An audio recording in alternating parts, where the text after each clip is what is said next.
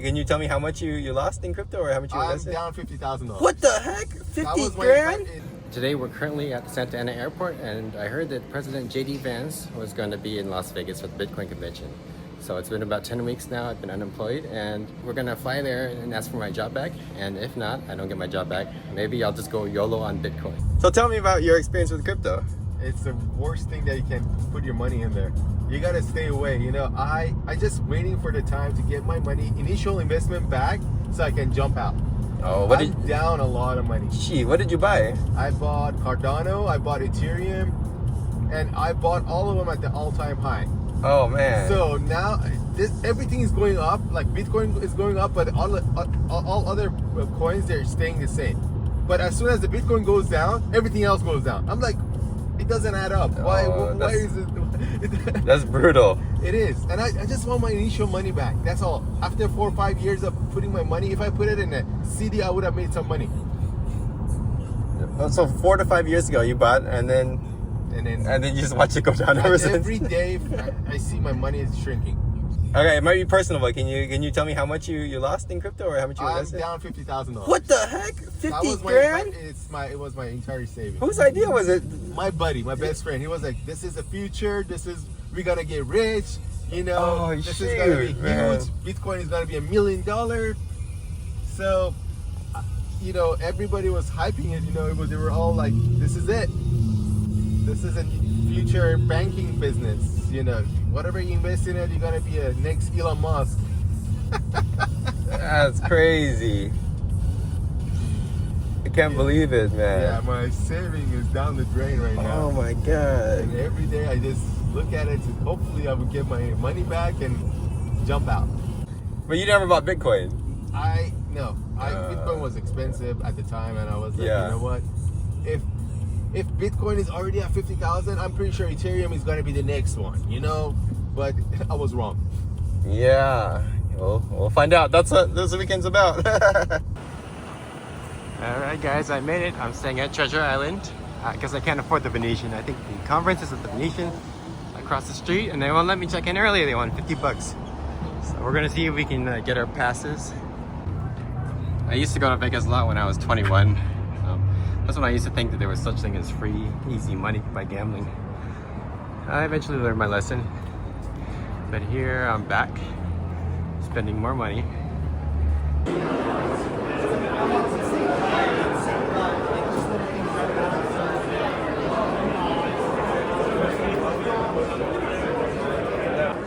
All right, we made it in. Look at that. I got my press pass, and there's my press wristband. So I'll get early access to everything, and we can investigate what's going on over here. Make some money, make some crypto money, or maybe find my job back. That'd be pretty cool. Here we go. This is the floor of the Bitcoin convention hall. Very cool to see how far Bitcoin has gone, especially in the last like 4 months. All these vendors here are just out to get your money. I feel like crypto should create wealth, not, you know, ask for people to invest in it. All right, so we got the official Bitcoin store, and everything here you can pay with Bitcoin. There's only like 5 stores that you can use your Bitcoin at. It's kind of pathetic for a Bitcoin convention. It's kind of like when I went to El Salvador and expected everything to be bought with Bitcoin, and nothing it was. So yeah, they probably got like 100 items for sale. You can buy a book, you can buy a t-shirt. All right, we're gonna buy this shirt with lightning. Or a size 4. Awesome. I'm an aeronautical engineer. I have conviction in Bitcoin like you have conviction in using aluminum to build an airplane. And the reason you use aluminum to build an airplane is because if you use steel, the plane won't fly. So Bitcoin works for a public company because it's higher performance than the S&P, and it's more volatile than the S&P, and it's a commodity, and so you can go to 100% leverage. If I were to write a book on why Bitcoin is the superior investment asset, 0.1% of the people would read the book in a decade. If I simply said there is no second best, a 3-year-old kid with a beard to say there's no second best. Like, baby Saylor can get the point across 1,000,000 times as efficiently. And so I think that these are important because you just can't spread the information efficiently enough unless you put it into a viral package. Good morning. It is day 2 of the Bitcoin convention, and it is 7 a.m. We're going to get up early so we can get a good seat to see Vice President Vance and ask for our jobs back. All right, we made it past Secret Service choke point. Keynote speaker, Vice President Vance. We'll see what he has to announce.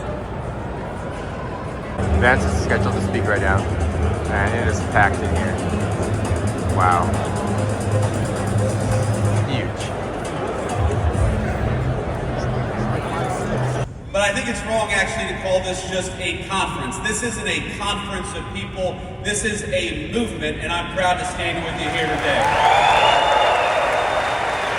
And when it comes to crypto, I think the last several years have made it clear that we're talking about genuine, ground-up innovation, one that's already improving the well-being of tens of millions of our fellow citizens. I believe it's 50 million Americans own Bitcoin, and I believe that's going to be 100 million before too long. Why is our biggest adversary such an opponent of Bitcoin? And if the Communist Republic of China is leaning away from Bitcoin, then maybe the United States ought to be leaning into Bitcoin, and that's one of the things that we're going to be doing. Let's check out this Cybertruck camper. Cybertrucks aren't that cool anymore.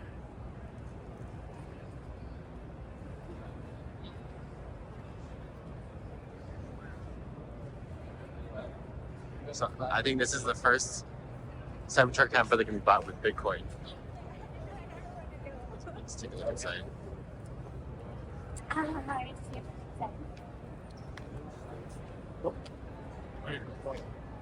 Let's take a look. Oh, not bad. Looks like it can sleep 2. You got 2 seats here. Little bed. I like the window in the front. You can see perfectly out over the hood of your car. So this goes on top of the Cybertruck. Don't see any refrigeration.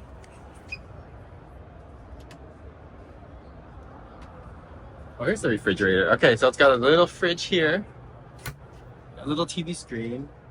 I don't see cooktop. So you have to supply your own cooktop. This is like the most interesting booth here. No taxes. How's it going? Good, yeah. All right, give me the rundown. All right, so basically what we do is we educate people why 99% of Americans are lawfully not required to pay or file federal income tax or capital gains tax for their crypto. Okay. So what we do is we go strictly off the Internal Revenue Code definitions, the income tax law definitions. So the only 1% that are required to are people that live or work in Washington, D.C. So the term United States means the geographical sense includes only the states in the District of Columbia. The term state shall be considered to include the District of Columbia. Such construction is necessary to carry out provisions of this title, right? So as an example, we have petroleum tax law definitions. The term United States means the 50 states, etc. From there, 50 states never once mentioned the income tax law definitions. And so our founder, his name is Pimo Motere, he wouldn't be here today. He hasn't paid or filed federal income tax for 31 years. Okay. And the IRS has never been able to bill him for a single dime or put him in jail or anything. So this doesn't have anything to do with crypto then? It's just all sorts of income? So it does. Capital gains made on crypto. Oh, so okay. it applies to all income and then capital gains made on crypto. Right. Yeah. Okay. Yeah. So it's just all income plus crypto. So Yeah, capital correct. gains. Oh, awesome. Yeah. And then so how do you educate people? What are you trying to do here? Go to our website on the QR code, take you straight to our 7 steps. It's basically where all the meat and potatoes are. Okay. The foundation that we're built on. It breaks everything down, videos, extra educational videos and all that. So that's where we recommend everyone to go to 7 steps and read about it. And then if you have questions or concerns, our contact info is on the back. That's what we're here for. So are you guys a school or are you just like educational? Education. So even though it's called Freedom Law School, we're not a law school. Okay, you're not a law school. Just we educate people on the law. Oh, okay. That's what it is. And then what's the quickest way to not pay taxes? Just don't file? You simply stop filing 1040 taxes. Just stop filing taxes? Yeah. That's pretty scary, man. Yeah. That's what I tell everyone. I mean, it's obviously a big thing to get over the fear factor. Yeah, right. You've been doing something your whole life. when it comes to anything in general, right? Exactly. So that's why I tell everyone, do your due diligence, right? Do your research, and that's what we're here for, to answer any questions or concerns you have. But 100% always recommend do your research before, I mean, for anything. Always do your research before you get into anything. Right? Gotcha. Yeah. So has your founder ever got audited by the IRS? Oh yeah, they've taken it to court. They've taken it to court, and they've been able to beat that. Yep. Wow. I gotta look this guy up. Yeah. So Honor 7 Steps, Step 4 covers Freedom Law School victories, different accomplishments we've accomplished over the years, and we've been around since 1996. Wow. And he's never been to Texas. That's awesome. I'm jealous. Yeah. Awesome, man. Definitely, let me get you one of. Thanks, Les. So thank you for watching this series of mine while I tried to reclaim my job. Unfortunately, I was unable to get my job back. Vance was too heavily guarded by Secret Service. And also, unfortunately, I wasn't able to get a new job. Talking to the booths, I felt like everyone here was more institutionalized.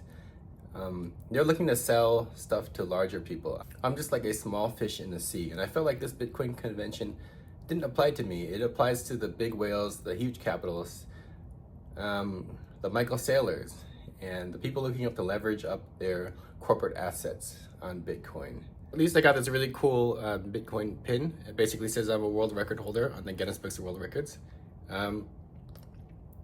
So talking about this convention, I felt like there was a shift in the consensus of Bitcoin. Bitcoin was created as an anti-government form of money. Now, there were a lot of politicians at the convention, like J.D. Vance and a few other politicians. And also, it was anti-corporate, and it was all corporations here. Also, Bitcoin was never meant to be, we were never pro stablecoins 10 years ago. Now, what the hell? We have, they're hoping to pass a stablecoin law. That's actually anti-Bitcoin. All of this government regulation and all of this. Since when did Bitcoin turn into a pro-government and a pro-institution commodity? It's unfortunate to see the small people might be getting left out when the small people are the ones that actually created the movement. So that's sad to see that. So once again, thank you guys for watching this. Thank you to my 1 or 2 subscribers, my friends or family. They're here just to watch me fail and laugh at me. Thanks to baby mama that gave me the week off, just to collect my brain. I'm going on unemployment for I think my 10th week right now. Everything I try is failing. Watching me as a failure sucks. Everything I try in America is failing. So looks like our next step is we're gonna leave the country. I'm gonna take the whole family and we're gonna move to China. Screw this. I just keep failing. I need to change my luck. And we'll see how I do in China. I don't speak the language, but my oldest son does, and hopefully he will show me around and take care of me while I'm there. So I'll be taking you guys along with me. Thanks for watching.